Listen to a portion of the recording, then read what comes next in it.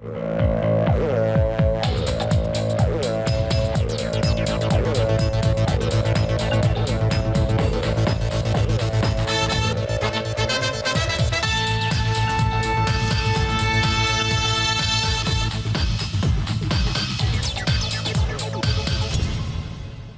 week on Salvage Squad, we're on the Medway Estuary in Kent.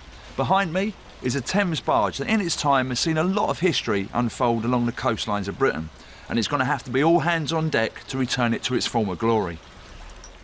Now, when we say Thames barge, we ain't talking about those things that chug up canals. We are talking a dirty, great seagoing ship that was once the very symbol of the River Thames. Our Thames barge is called Ina. She's 88 feet long, weighs 73 tonnes and is nearly 100 years old. She's being rebuilt inside this makeshift dry dock, the hull of an old freighter.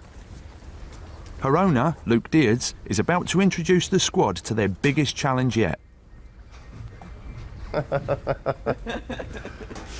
It's a boat within a boat. Which one are we doing, this one or that one? No, you're doing that one. You're doing the one that still looks like a boat. Right, OK. There is so much work here. Barges like Ina were the container trucks of yesteryear. The big posh ones took cargoes like grain, timber or bricks all along the south coast of England and as far off as Scotland, Ireland or even France. Others acted as delivery trucks, taking goods from the big ocean-going ships and bringing them further up the Thames to the warehouses of central London.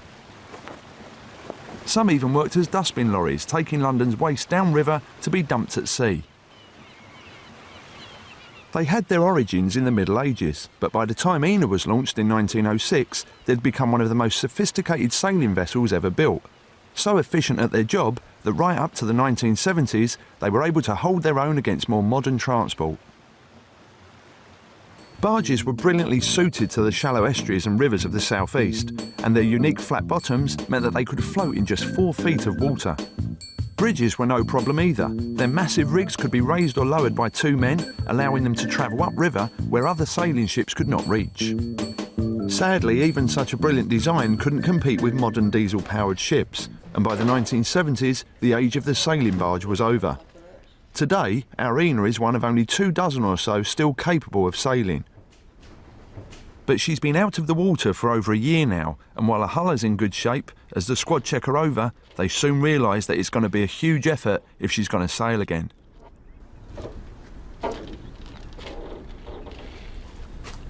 Right, guys, what do we think? Huge task. Big task, yeah. It's a wood yard. Yeah.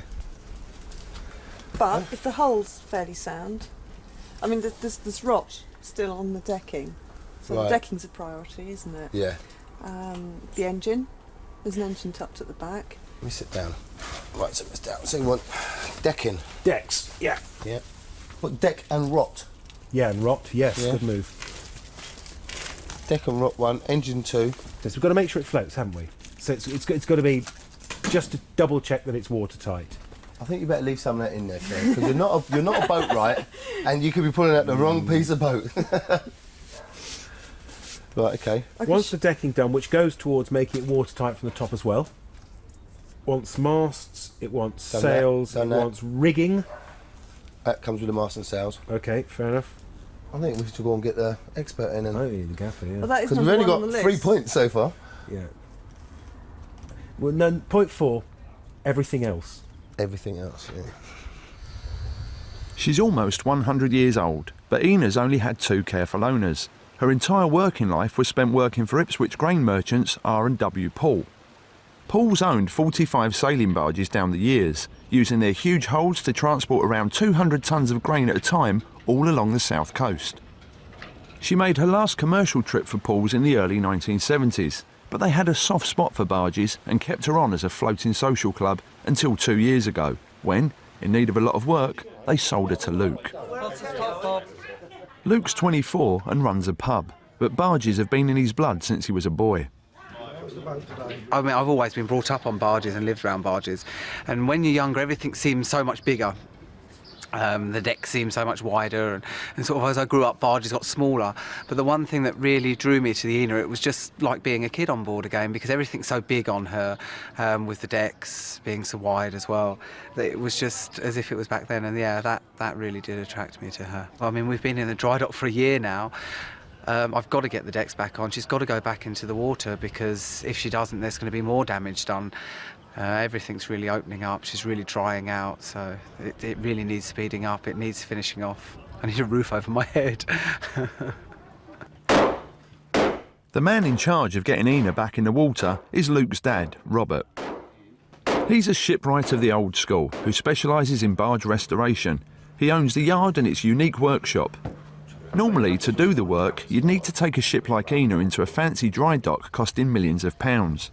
Instead, Robert found an old freighter that was on its way to the scrap heap, chopped the end off and used it to keep Ina out of the water. Come and meet your new crew over here. There we go, this is Robert. Hi. Hi, Captain. He's Luke's old man. He also knows a little bit about boats. So you've had a look at it. Do you want to tell him what you think you've got to do? And then he'll tell you... run the screening. You tell him, then he'll tell you what you have to do. If you have a look at that and tell us what we missed. Oh, lots of it. My first comment was ask the expert. I thought was a pretty good assessment. Have they covered? Where'd you start? Yeah, basically there. We covered it all. You started off with a deck as well, which we were talking. Yeah, that's basically where you're going with it. Is the deck. Lots of woodworking. That's it. Oh, love that. Bloody muscles. Oh, It's love that. serious woodwork here, isn't it? And it's serious woodwork that needs to be done quick. Ina's been in the dock far longer than was planned. And, as his son keeps reminding him, being out of the water is beginning to do her no good at all. That's why he's called in the salvage squad. The hope is that 3 more willing workers will help get her back where she belongs, into the waters of the Thames estuary. If they're going to get Ina sailing again, Axel will have to turn grave robber, Claire will face a canvas bigger than any artist, and Jerry will be forced to walk the plank.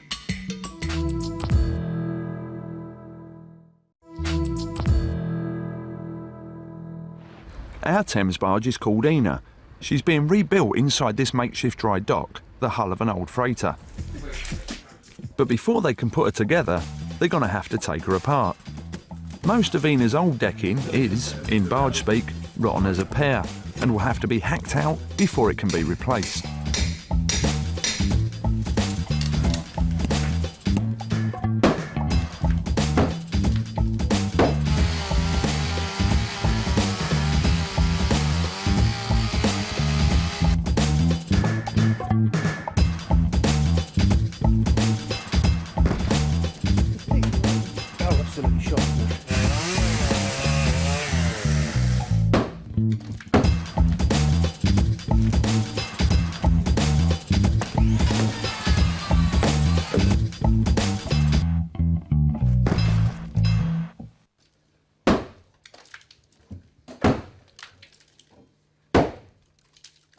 While Jerry's still smashing out the old deck, Axel's about to start on the new deck. And we don't mean the stuff you knock up in your back garden to keep up with the neighbours.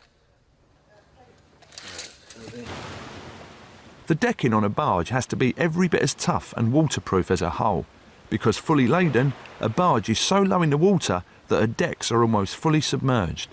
As a result, laying a new one is nothing like whacking down a few bits of mock oak from your local DIY centre. For a start, there are few straight lines on Ina, most of the 180 or so planks being a unique banana shape. Which means Axel is going to have to be pretty nifty with his measurements, or there'll be some nasty leaks come sailing time.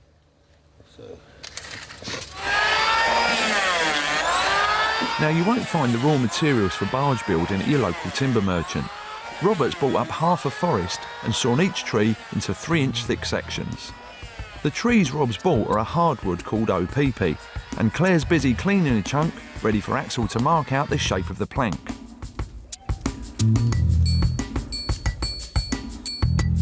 Oh, what was it, 26 foot 3, wasn't it, I think?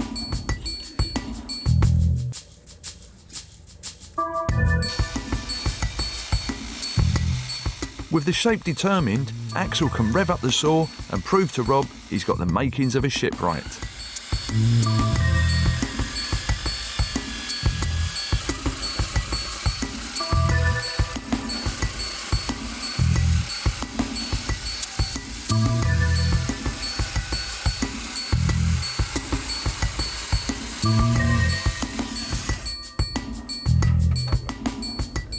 Lovely.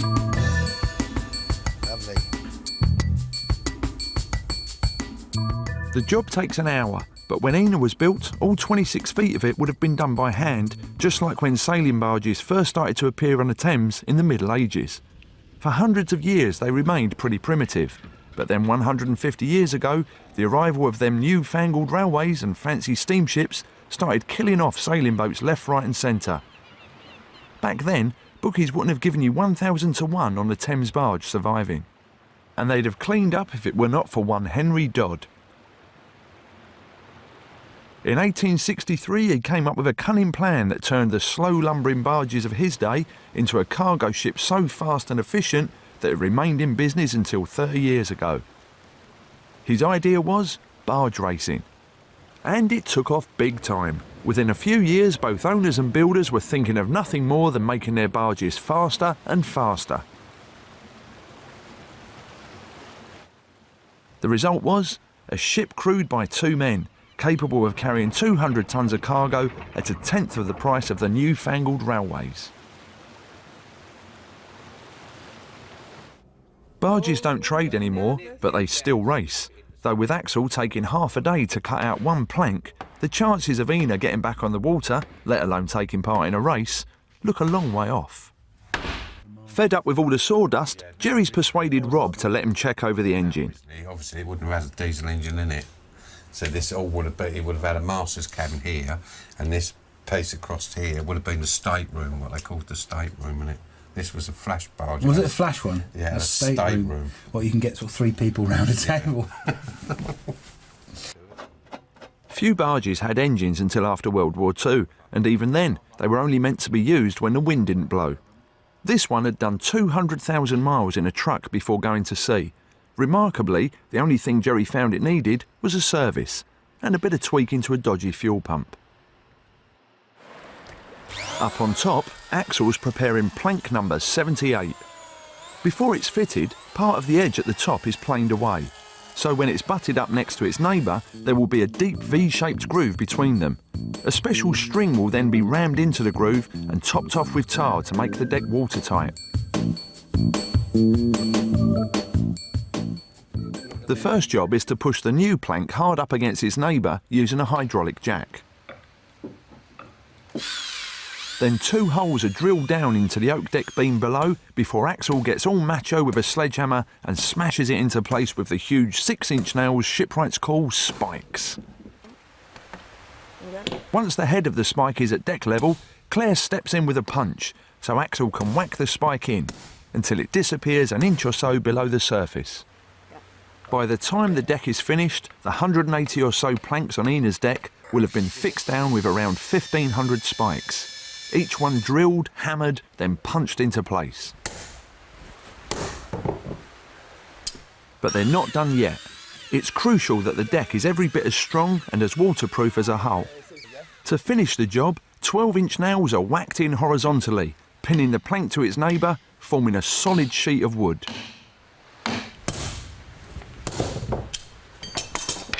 Dunsky. That's a good one. We did that. You did that. And we're going to do another one. Luke's hoping that Ina will be so well restored that he'll be living on her for the rest of his life.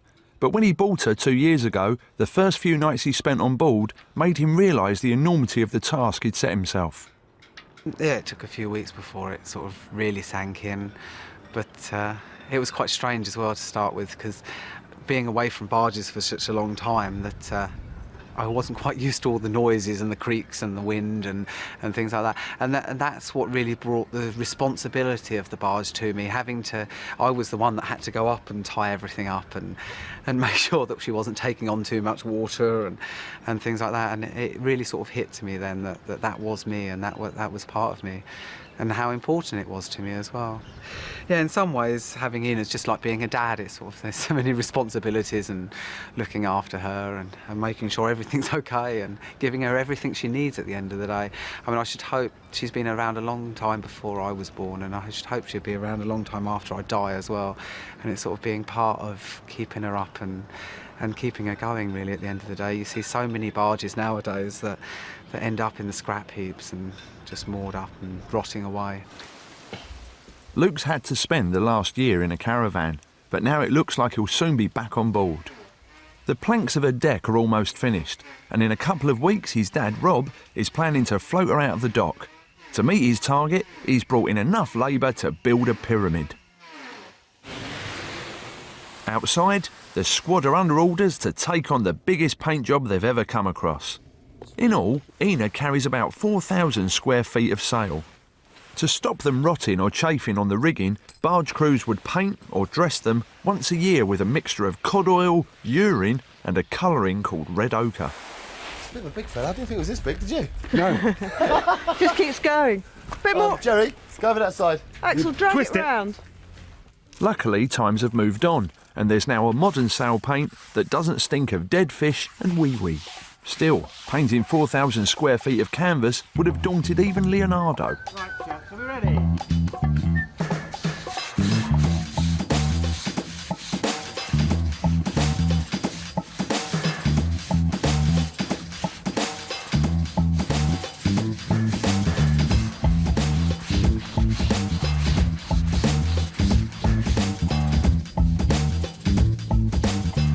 Lovely broomstick action, guys.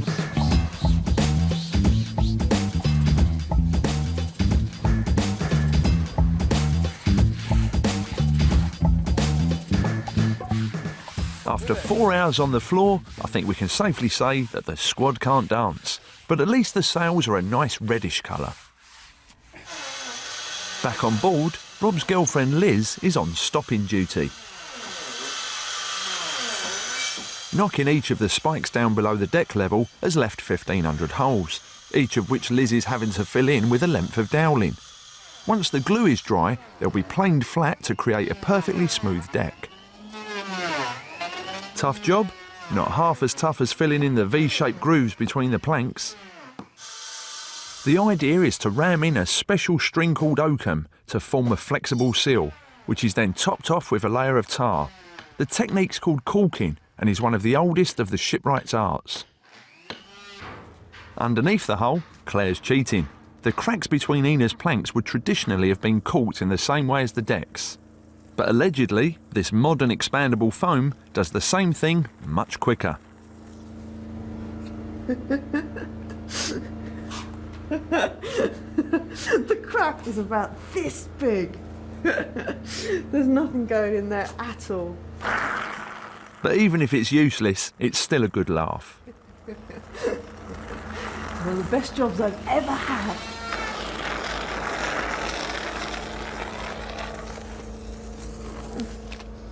In fact, although it looks a right mess, once it's hardened off and the excess cut away, it does seem to do the trick, leaving a solid seal deep within the crack. Let's just hope it's waterproof, because all this lot will be under the water in a few weeks' time.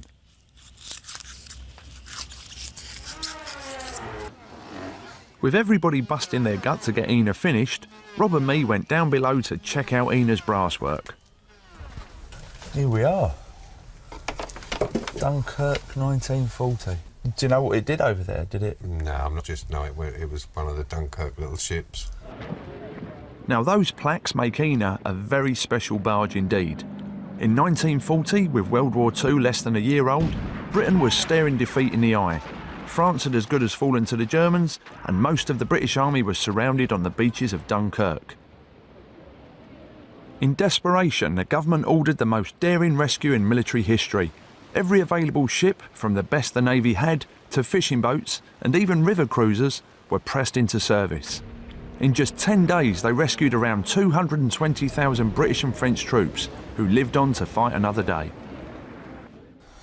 Well, that's something that quite like to find out what happened there. I mean, there's possibly some survivors knocking about who may well have even been brought back on the boat. Yeah. To find out more about Ina's role at Dunkirk, Rob put me in touch with her previous owners, R&W Pool of Ipswich, and I arranged to meet up with Brian Pinner, who'd looked after Ina at Pool since the 1970s. As we chatted in a local yacht club, Brian told me the most incredible story. Ina had indeed gone to Dunkirk in 1940, but with the German forces closing in, her skipper, Alfred Page, was forced to abandon her on the beaches and escape on a Navy destroyer. As far as the company knew, their barge had been lost, along with many others, on the beaches of the French coast. That was until they got a phone call from an irate harbour master in Kent. A few weeks later, we had a telephone call from the harbour master at Deal suggesting that we collected our barge. So we sent, or the company then sent the skipper down to collect it, and which he duly did. But when he got back, he said that everything movable had been taken, including his false teeth, which he'd left in a glass of water by his bunk. Just how Ina found her way back to the Kent coast remained a bit of a mystery, until after she attended the 40th anniversary of the Dunkirk evacuation.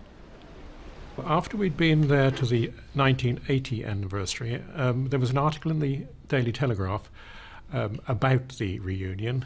As soon as it appeared, Brian was inundated with old soldiers all claiming it was they who sailed Ina back from the beaches. There was a letter from a Captain Attlee who said that he actually brought the barge back.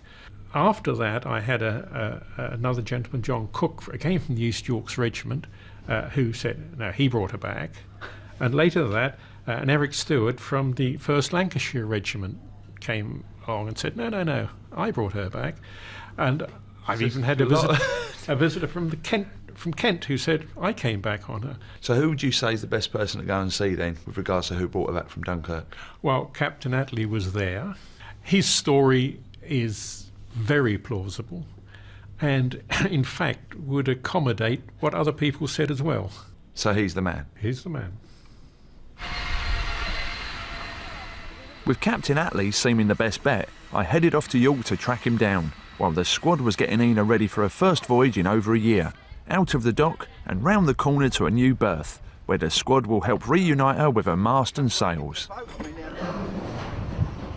The underside of her hull has now been painted, and the decks have had a lick too, but there are a few last-minute fittings to add. But the main task is to clear a year's worth of junk. Jerry hauls up the anchor, while the others help take down the tarpaulins that have been protecting Ina's decks from the elements for a year.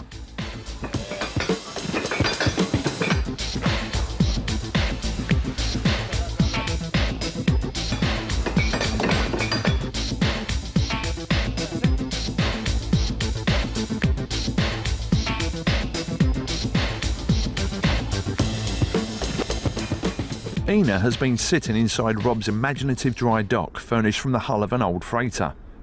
It might look like a load of old scrap, but it's a work of pure genius. Every high tide the freighter floats, lifting Ina with her and keeping her dry. But today, Rob is going to pull the plug, allowing water to pour into the freighter's hull, sinking her and allowing Ina to float free. And when I say plug, I mean plug. That's all it is. One little hole at the back with a cap bolted on the top. Once Rob's got it unscrewed, nature will do the sinking. The tide here rises some 18 feet in 6 hours, and soon the freighter is beginning to take on water, so there's not a moment to lose, because once Ina's floating, the water will only be deep enough to clear the jagged edge of the freighter for about half an hour.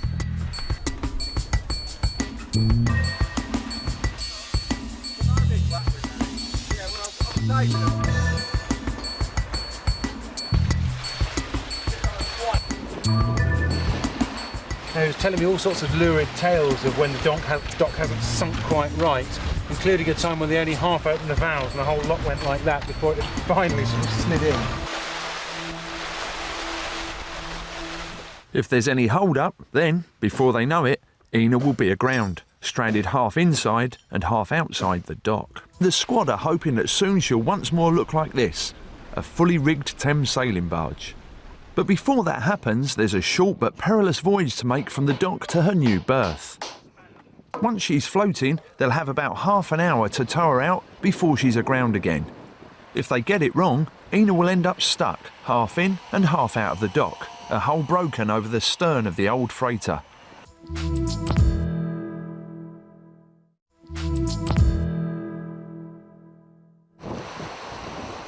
It's D-Day for Ina, the Thames sailing barge. The old freighter she's been lying in is sinking nicely, and Ina is about to feel the water around her hull for the first time in a year. Close to high tide, Rob and his girlfriend Liz get the tugboat ready, taking able seaman Axel with them. As Ina begins to float, the The effects of a year out of the water are making themselves felt. The planks of her hull have shrunk, and, despite Claire's best efforts, water is seeping through the cracks, so the pumps are going full blast. As soon as the tug arrives, Axel gets the tow rope on board, and Ina can begin her first voyage in over a year.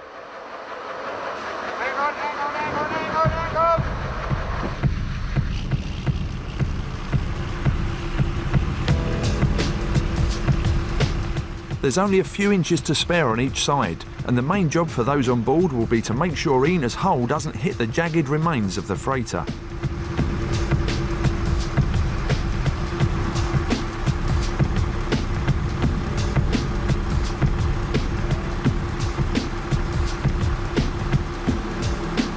She's out of the dry dock with minutes to spare, but they still have to get her through a maze of old holes and around the corner to her new mooring before the tide recedes.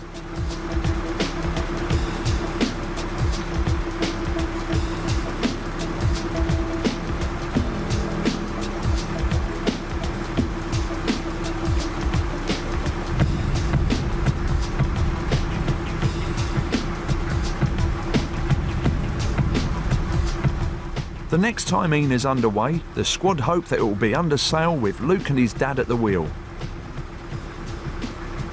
To get there, they'll have to help reinstall her rig, a 100-foot mast and 5 massive sails. But for the moment, the drama's over. Ina's made it safely to her new berth, and it's time to pop a beer. Alec Pluck is one of the few old-time barge skippers left, and he's been helping out Rob and the squad. He doesn't miss the bargeman's pay, but he does miss the food. If I earned £4 a week, it was a lot of money. And stuff was on ration, so you give your ration books to your mum, because you didn't worry about that, because you could nick enough off the ships to live on. You only had to go up and see the top man on the ship and give him 5 bob, and he'd drop half a sheep over the side or half a cow. And if he was good, he'd drop 2 half a cows over the side, and you'd flog the other bit when you got down to Colchester or somewhere like that. Would you change it? Would you ever think, oh, office job, you know, nice and warm? Oh God, no, this is real life. I thought it was very hard work, and when I said to my old dad, I said, well, you know, well, it's not very much money, Dad. He said, well, it's not a job. He said, not a way of living. He said, and if you can nick off enough off the land and enough off them ships when you're up in the dock, he said, you live well. That Alec, Claire and the rest of the salvage squad are able to live well on Ina's deck today is little short of a miracle, as over 60 years ago she'd been dumped along with many others on the beaches of Dunkirk, only to turn up back in Blighty weeks later. The full story of how Ina escaped has never been told, which is why I've headed to York, where I've tracked down the man I think may have saved us 62 years ago, 88-year-old Noel Attlee, at that time a young captain in the North Yorkshire Regiment. Does that ring any bells for you? Well, it's something like that. It was a Thames barge, I think. Do you remember the name of it? Yes, it was a boat with ENA. ENA. Well, if you look there at the bottom. Oh, it is ENA. That's the very boat. Does it bring back any memories? Yes, I thought it was bigger than that. Captain Attlee and his men were among the last British troops to arrive on the beaches during the evacuation. They were told there were no more boats.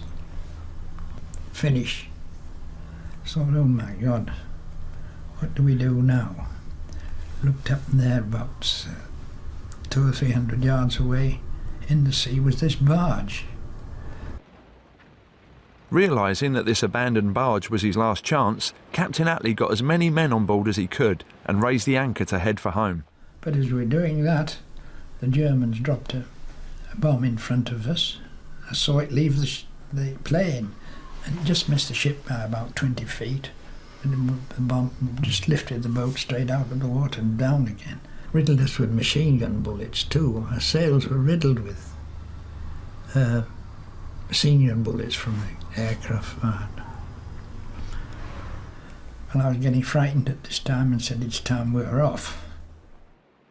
Until he boarded Ina, Captain Attlee's only experience of boats was a childhood holiday on the Norfolk Broads. Yet amongst all the bombs and bullets the Luftwaffe could throw at him, he managed to sail her clear of the French coast. a small cruiser or something came across and hailed us. Said where were we from? We said Dunkirk. They threw tins of food aboard, and I couldn't order anybody about then. They're all sort of running around trying to open these tins. They couldn't do it. And they towed us into Margate. How many men did you bring back? I think it was about 35 or 36 or something, with few wounded. How the hell it happened, somebody was looking after us, I don't know how it happened. But that's a perfectly true story, and I can't say more about it. Without Captain Attlee, Ina would have been left a wreck on the beach at Dunkirk. And without Ina, Captain Attlee and 36 others would have been condemned to a prison camp, or worse.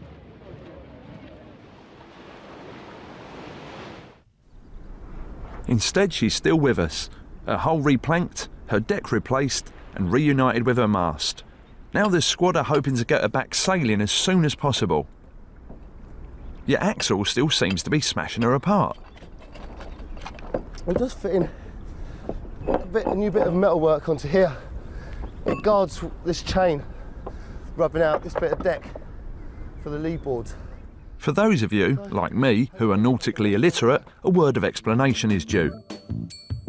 The lee boards are two dirty, great tier-shaped bits of metal that can be lowered down to act as a kind of nautical brake to stop Ina slipping sideways when she's sailing.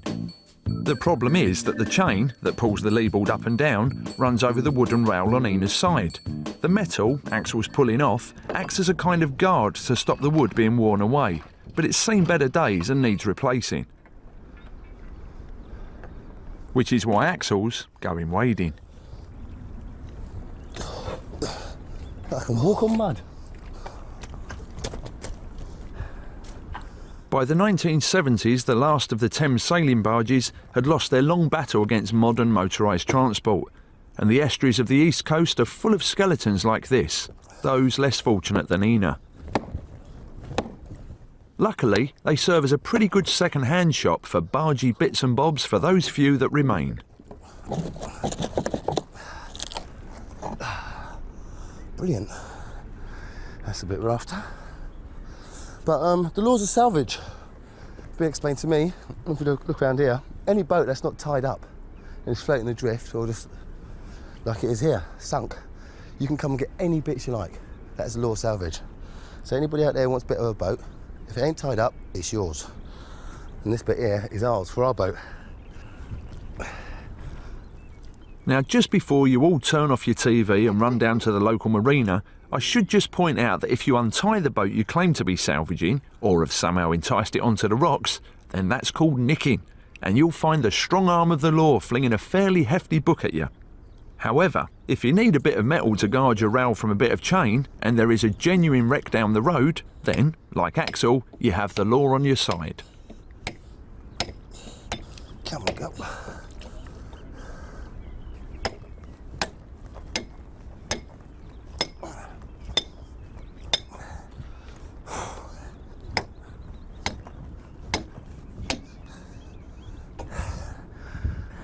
It's too much hard work.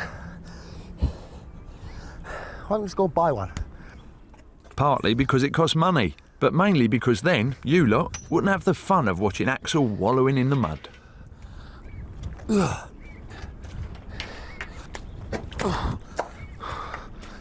Wader's coming off.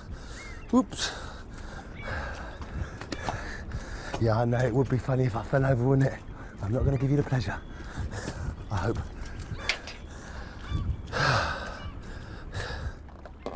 Back on board, Axel's first job is to stop water damaging the wooden rail under the metal guard. And to do it, he's going to apply a rather traditional compound. Believe it or not, this is actually horse doo-doo mixed in with tar. Yeah, it is. Ooh. The reason that it's got horse poo in there is to make the tar not so runny. It's like a binding agent, maybe. Hold it all together. Horse poo and tar. Look there, you can actually see the straw. Lovely.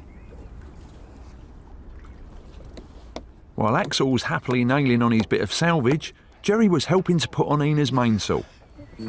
The two biggest sails on Ina, the mainsail and the topsail, can only be fixed on when the mast is down. The first job is to attach the top of the mainsail onto the end of the huge sprit, a massive lump of wood that runs up from the bottom of the mast and holds up the top of the sail. Unfortunately, when it's lowered, it sticks out over Ina's stern, and the lads are keen to find out if Jerry's got the makings of a sailorman. Lads, we're getting a lot near the end of the boat here. Oh. I've done a lot of stupid things for Salvage Squad, but this gentleman is taking the biscuit. Yeah, it's quite short, they said. No. It's a short sprig. It's used to lay. So it's got a hook. Yay, that way, right, grand. Yep.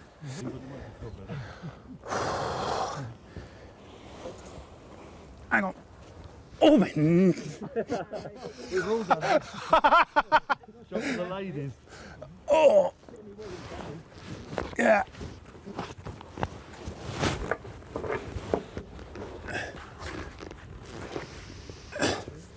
Yeah. Can anybody see whether that's round? Because I tell you, I am not going any further out. Okay. Yeah. It doesn't look, it's very strange because it doesn't look, you know, you're sitting here and you think, no problems at all, but it just seems an awful long way plop. It is in the mind, actually, yeah. It is, really. Two right, it's in the mind. It's 5 foot out from the boat and 6 feet up from the water. Yeah, hardcore Wimps territory. Unlike where Claire's going, along the mast, to tie on the front of the topsail to the top mast. It's attached to a set of giant curtain rings that sailors call hoops.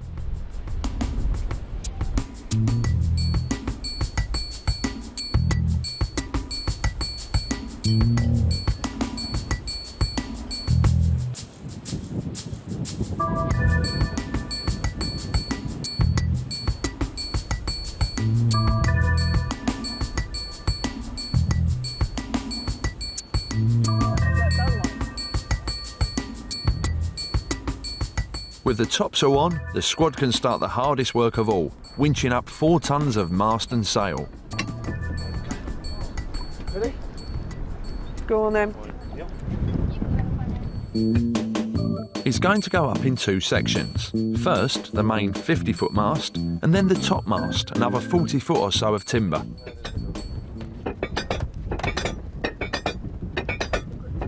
The only problem is that to raise the mast 1 foot takes about 64 turns on the winch handles, and with about 4 tons to be lifted, it's one of the toughest jobs on a barge.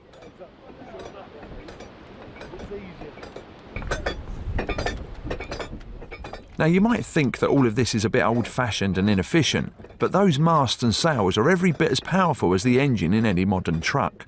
Given the right wind, they can push 73 tons of boat and 160 tons of cargo along at around 10 knots.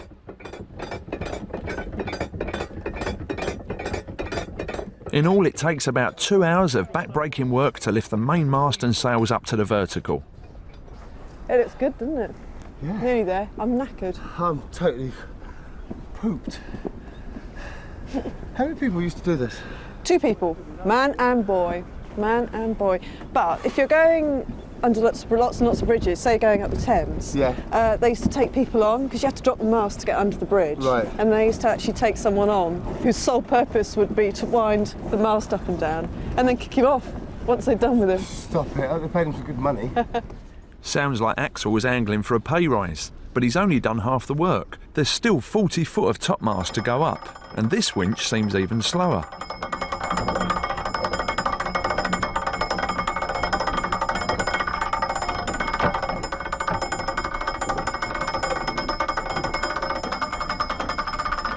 Once it's up, there's only one task left: to climb 30 foot up a dodgy rope ladder, then another 10 foot up a ladder that's been temporarily tied in place to insert a pin through the bottom of the topmast that will stop it crashing down again.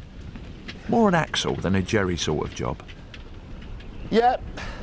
Has it crossed the bed? Yeah, it's crossed, it's about how far out the other side? No, it's got to cross the bed.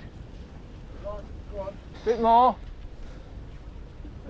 Just a little bit more. Right. Alright. Righto. Right, leg down. Right, back. Now the pin's in, the rig's finished.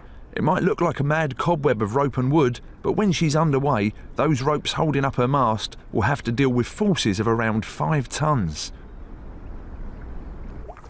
Let's just hope they're up to it.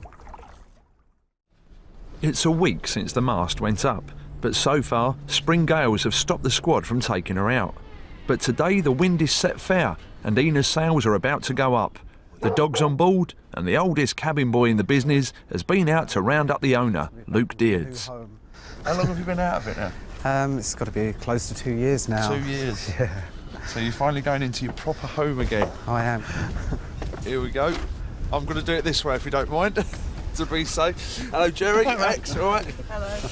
Well, first things first, is this the life raft? It is the life raft, Right, yeah. this is mine. Before we go any further, this What about is women and children? I think you'll find it's actually bald men and children first, Claire. I think you've been quite miserable about the capability of Ina. She's going to sail, isn't she? She is, definitely. Yeah. Why are you wearing a life jacket? Because I can't swim. You can't swim? No. You live on a boat? But yeah. You can't swim? No. When you live on a boat all your life, the last thing you want to do is fall in the water. Fair enough. How's the work been for you? You got the sails up? It's been... Did you put them up? Kinda. What does that mean? He winched the mast up. Yeah, we had to winch all this stuff up, yeah. You winched that up? Yeah. Oh, what, on this? No, with that. Yeah. The big monster at the front big monster gets that up. And 64 turns to Yeah. rise 1 foot. You're joking. No, no joke. How long that take? Too long. Should we have a little wander down to... what's the back end called? The stern. The stern. Let's wander to the stern. It still seems a little bit sort of tatty at this end. It's not tatty. No, what I'm It's saying a is working it's boat. untidy is the word. I Busy. mean, busy. Okay, I'll go with that.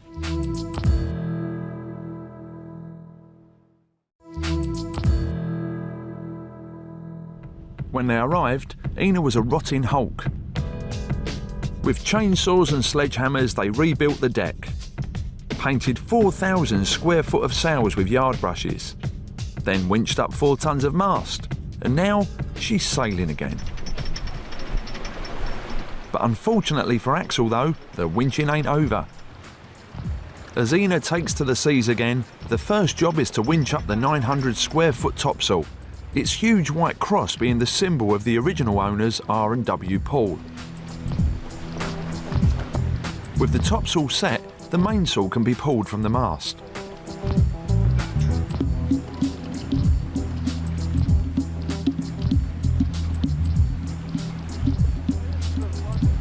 And finally, as she makes her way down the estuary, it's Jerry's turn to do some of the hard work. Inch by inch, the Ina's foresail snakes skyward. All this sailorish activity was making my stomach remind me that I was a landlubber born and bred, and I retired to the blunt end for a sit down with Ina's happy owner. I'm not feeling too bad. I just started to feel a little bit about it. Does it not bother you at all? It really doesn't bother me at all. Is it opposite? Do you get house sick? When you're I certainly miss the water, yeah. I certainly miss this. Yeah. Just when I was beginning to think Luke had a point, things started to go wrong up the sharp end. The wind had got up to a force 5, which as the nautically inclined will know, is a tad breezy, and bits of Ina's rig decided to show their age. Come in the wind again. The rope that holds on the bottom of her giant foresail decided to go ping, allowing Jerry to redeem his earlier wimpishness and play the big butch hero for a while. And then, the top of the sail decided to part company with its rope, and around 500 square feet of canvas descended to the deck. The main problem was that the bit of rope to pull it back up again was now 40 foot up the mast, and it took a far braver man than Jerry to go aloft to retrieve it. 20 minutes later, and we're sailing again. We shouldn't be too hard on Ina. Given that she's not sailed for more than a year, it's hardly surprising something started to play up. In a wind like this, your family kite, a mere 2 square foot of material, will exert a force of around 10 pounds. The rope on Ina's foresail had to deal with around 250 times that force. But once the skies began to clear, I could see why Luke could never dream of being away from a barge.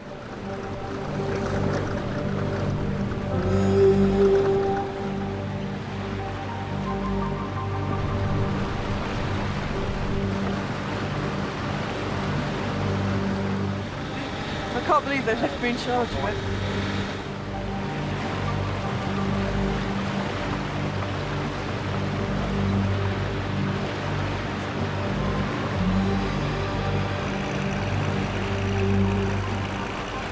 Excellent.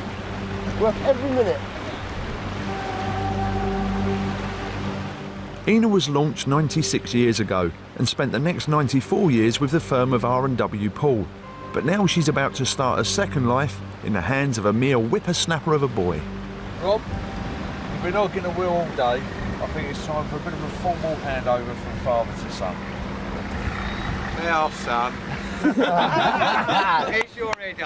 Nice one, mate. You have really a happy smile in it. Just say or say that. Children. Uh-oh. Yay! Go on, Lukey. No, right, you can't go. You're not now, you can't drive. How'd they do, Rob, work-wise? Not too bad, I suppose. Yeah? Not too bad for the beginners. I think with a bit more practice, another 10 or 15 years, and they'd be quite good. Are you going to get us back home, all right? Probably not, no. Probably not. Have we got any food? Anybody fancy some France? Yeah, I'll tell that, Luke. We're around there. Ina has seen nearly a century of history. When she was launched, there were 2,000 barges on the river. At 34, she survived the hell of Dunkirk and sailed on for another 60 years, until long after most other barges were abandoned on the mudflats. Now, with the help of the squad, Luke and his dad hope she'll go on for another 60 years, keeping the wonders of the barge alive on the River Thames.